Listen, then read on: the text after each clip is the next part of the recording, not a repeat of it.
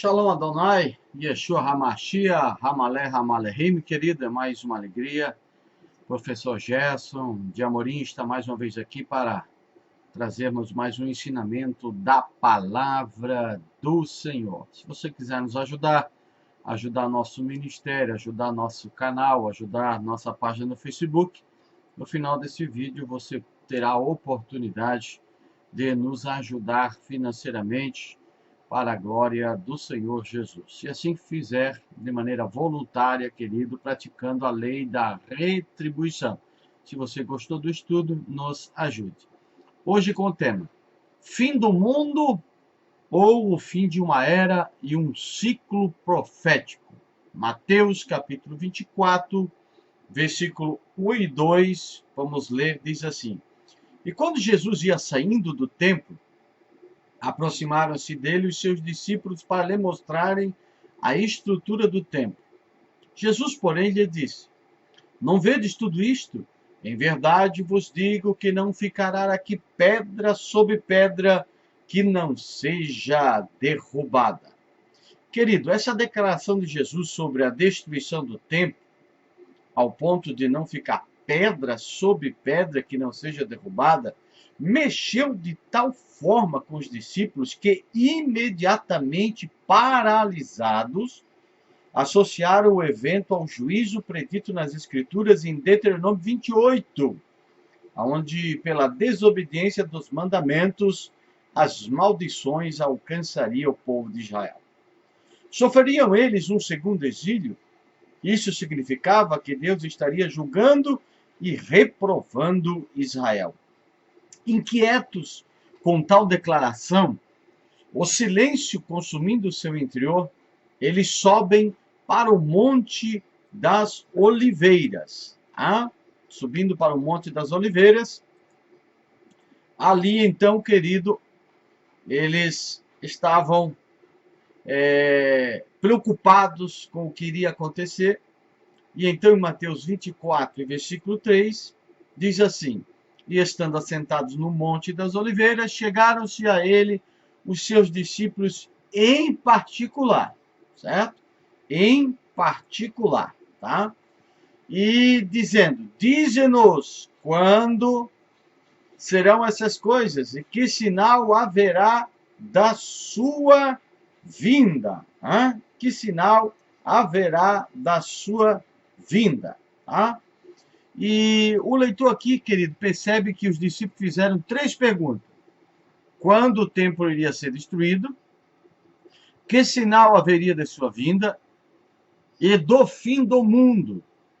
O problema é que muitos leitores desatentos, induzidos pela tradução, eles acham que os discípulos estavam perguntando acerca da volta de Jesus e do fim do nosso planeta, do fim do nosso cosmos, a destruição de todo, o nosso planeta, o nosso globo terrestre. Bom, e qual foi então a real intenção e o que os discípulos perguntaram para Jesus? Vamos ver. O texto de Mateus, querido, 24, não fala do fim do cosmos, e sim o fim de uma era ou de um ciclo profético, e que seria realizado em eventos locais, permitindo até que seus habitantes fujam de tal cidade para montes, porque seria um acontecimento local, seria um acontecimento que aconteceria no país deles, a saber, Israel. Termino, querido, esse tópico deixando claro que, embora essas vindas sejam comuns na Escritura, infelizmente, a maioria dos cristãos nunca ouviram falar delas. O conhecimento a respeito delas é importante. Por quê? Porque nos ajuda a esclarecer muitos pontos aparentemente obscuros sobre a vinda de Jesus na profecia bíblica e a declaração e do fim do Aion, o fim do mundo, A destruição do templo, na pergunta dos discípulos, ficou associada não somente com a vinda de Cristo, mas também com o fim do mundo.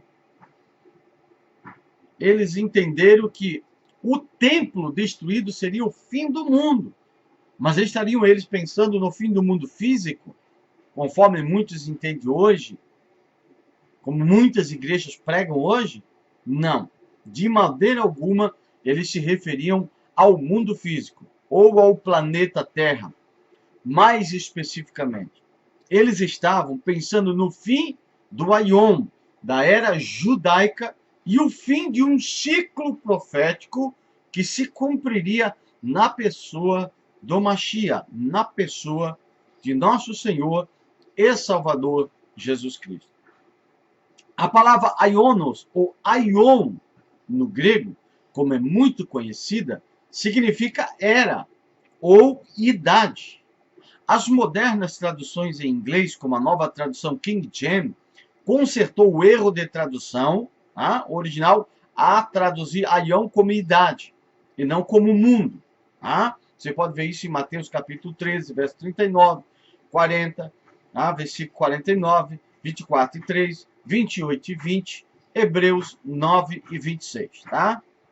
A palavra aion refere-se a um período de tempo, não ao mundo físico, não ao globo terrestre. Você pode ver isso também em 1 Coríntios 10 e 11 e Hebreus capítulo 9, verso 26. Se os discípulos tivessem falado a respeito do mundo físico, era de se esperar o uso apropriado da palavra grega cosmo e não aion. O fim da idade representava o fim da era da velha aliança, do tempo e seus sacrifícios, dando lugar a uma nova era em Jesus Cristo, em que Deus não fala mais em tipos e sombras.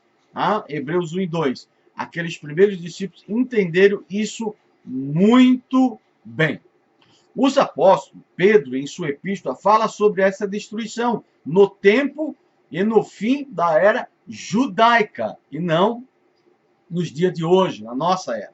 Porque ele diz assim: mas o dia do Senhor virá como ladrão, de noite, no qual os céus passarão com um grande estrondo, e os elementos ardendo se desfarão, e a terra e as obras que nela é se queimarão.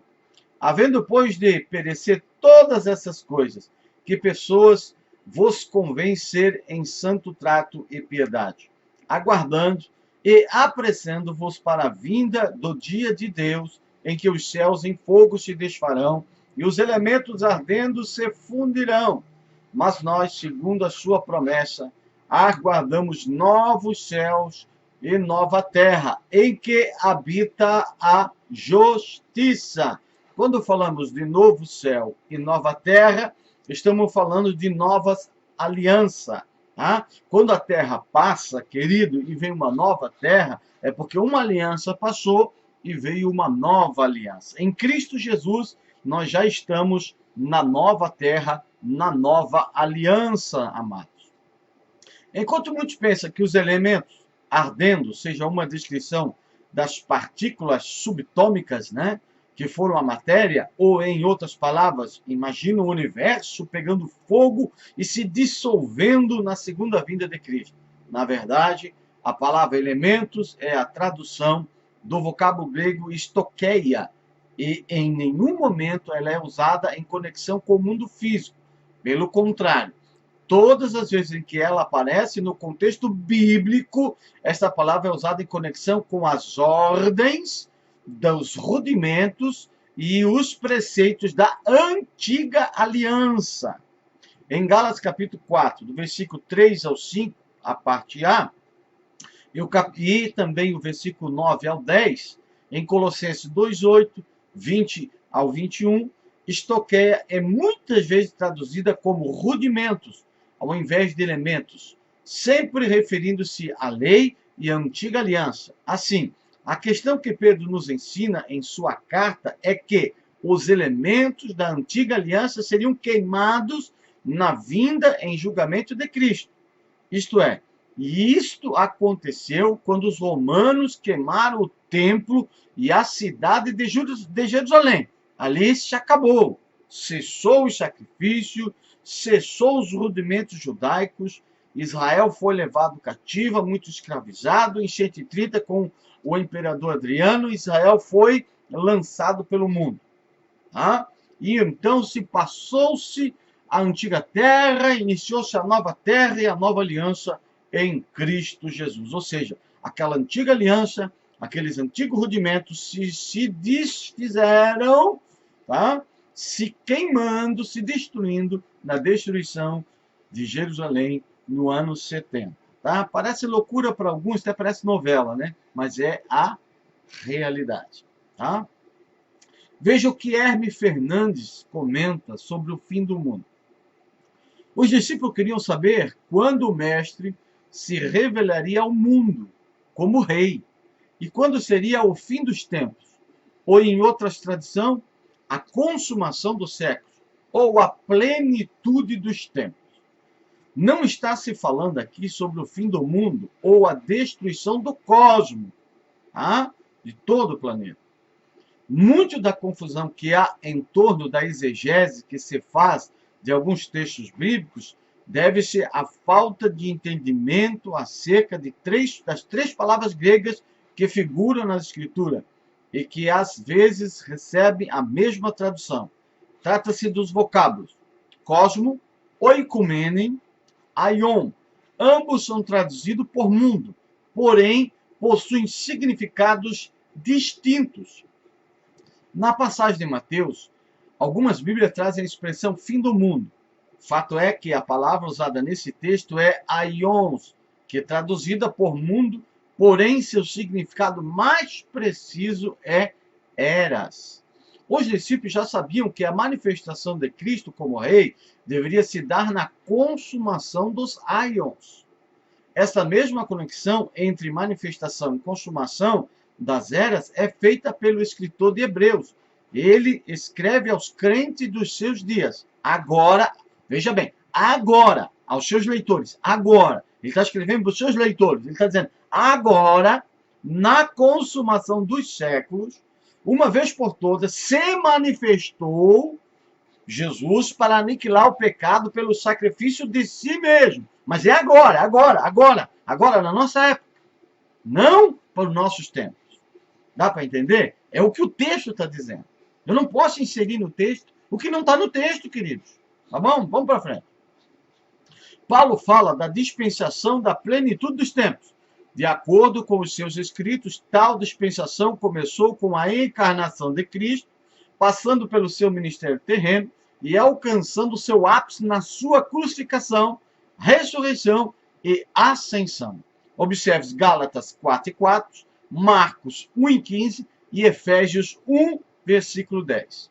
Ele escreve aos Coríntios afirmando com convicção que para eles já havia chegado o fim dos séculos. Já havia chegado o fim dos séculos. 1 Coríntios, capítulo 10, versículo 11. Consumação dos séculos, plenitude dos tempos e fim dos tempos possuem o mesmo significado. Portanto, à luz disto, fica claro que para os apóstolos, a igreja primitiva estava vivendo o tempo do fim. Não o fim do mundo, o fim de uma era profética, de um ciclo profético, que iria passar uma terra para vir uma nova terra em justiça, conforme afirma o apóstolo Pedro. Não era, portanto, acerca do fim do mundo que Jesus estava falando, mas do fim daquela era, que culminaria com a queda do templo e da cidade de Jerusalém, e que já se cumpriu no ano 70. Não uma pedra deixou em cima da outra. Olha só a catástrofe que aconteceu, a queda de Jerusalém em 70. Mudou para sempre a face do judaísmo e o destino dos cristãos. Jesus previu, 37 anos antes de acontecer, Herodes Agripa II e sua irmã Bernice, quem ouviu o testemunho de Paulo em Cesareia, Atos 26, tentaram impedi-lo, como fez o historiador judeu Flávio José, nossa principal fonte de informação do primeiro século. Tá? Mas a queda de Jerusalém e a queima do templo em 70 depois de Cristo, no entanto, aconteceram. E foi uma catástrofe com consequências quase inigualáveis para judeus, cristãos e, de fato, toda a história subsequente. Jesus disse que nunca haveria uma tribulação como houve no ano 70. Se nunca haverá outra, como as pessoas hoje esperam uma grande tribulação? Se Jesus disse que nunca haverá uma tribulação como aconteceu a do ano 70, que Jesus prendeu, acorrentou, cadeou dentro da geração dele, para que houvesse o cumprimento. Ele cadeou, ele acorrentou, ele aprisionou a um contexto cronológico e temporal que ninguém pode dizer que é outra geração, porque Jesus acorrentou todo o cumprimento para a geração dele e que se cumpriu na íntegra no ano 70, tá? Então, querido, fica aí esse vídeo aí, para a glória de Deus Pai. Quiser nos ajudar, eu vou deixar o número de uma conta aí. Que Deus te abençoe. Vamos lá, preteristas, vamos lá, continuando pregando a palavra do Senhor.